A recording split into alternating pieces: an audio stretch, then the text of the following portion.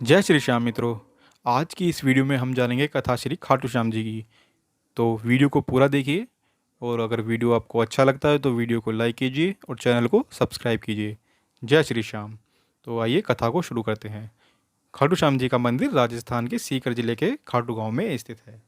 असल में श्री खाटू श्याम जी का नाम बर्बरीक है, जो भीम के पोते व महाबली कटोटकच के पुत्र हैं। बर्बरीक में बचपन से ही वीर और महान योद्धा के गुण थे। उन्होंने भगवान शिव की कठोर तपस्या कर भगवान शिव को प्रसन्न कर लिया। भगवान शिव ने बर्बरीक जी को वरदान में 3 बाण दिए, जिनमें ब्रह्मांड को नष्ट करने जितनी शक्तियां थीं। इसी कारण से इन्हें 3 बाणधारी भी कहा जाता है। जब महाभारत का युद्ध आरंभ हुआ तब बर्बरीक को भी युद्ध में जाने की इच्छा हुई, तो वे अपनी माता का आशीर्वाद लेने गए। तब अपनी माता से उन्होंने पूछा कि हे माता, मैं किस पक्ष की तरफ से युद्ध करूं? तो उनकी माता ने सोचा कि कौरवों के पास तो विशाल सेना है, गुरु द्रोण, गुरु कृपाचार्य, पितामह भीष्म जैसे महान योद्धा हैं।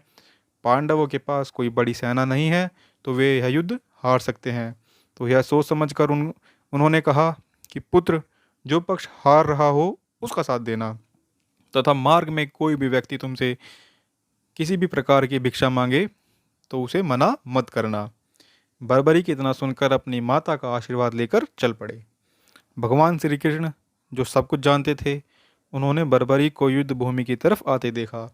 तो श्री कृष्ण ने सोचा कि अगर कौरव युद्ध हारने लगे तो बर्बरीक कौरवों की तरफ से युद्ध करने लगेंगे, और पांडव हारने लगे तो पांडवों की तरफ से युद्ध करने लगेंगे। इस तरह युद्ध का निर्णय नहीं निकलेगा। तब श्री कृष्ण ब्राह्मण का वेश धारण कर बर्बरीक की परीक्षा लेने पहुंच गए। ब्राह्मण रूप में बर्बरीक के समक्ष आके उनके शौर्य की परीक्षा लेनी चाहिए। तब बर्बरीक ने एक ही बाण से वट वृक्ष के सभी पत्तों को भेद दिया।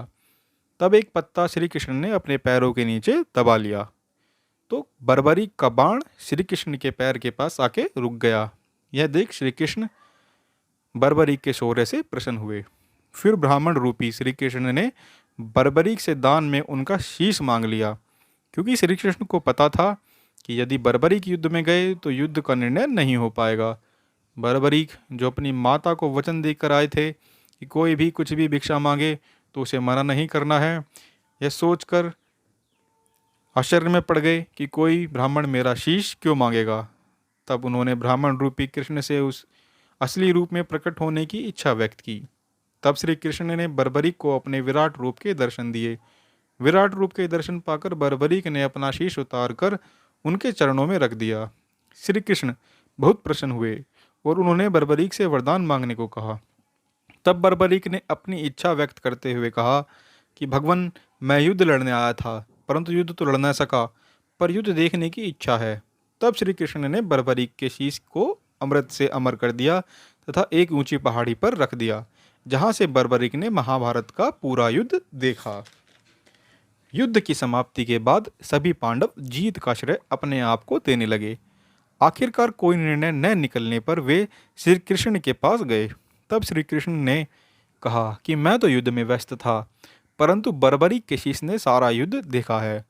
उसके पास चलकर पूछते हैं। वहां पहुंचकर श्री कृष्ण ने युद्ध में पांडवों के पराक्रम के बारे में पूछा।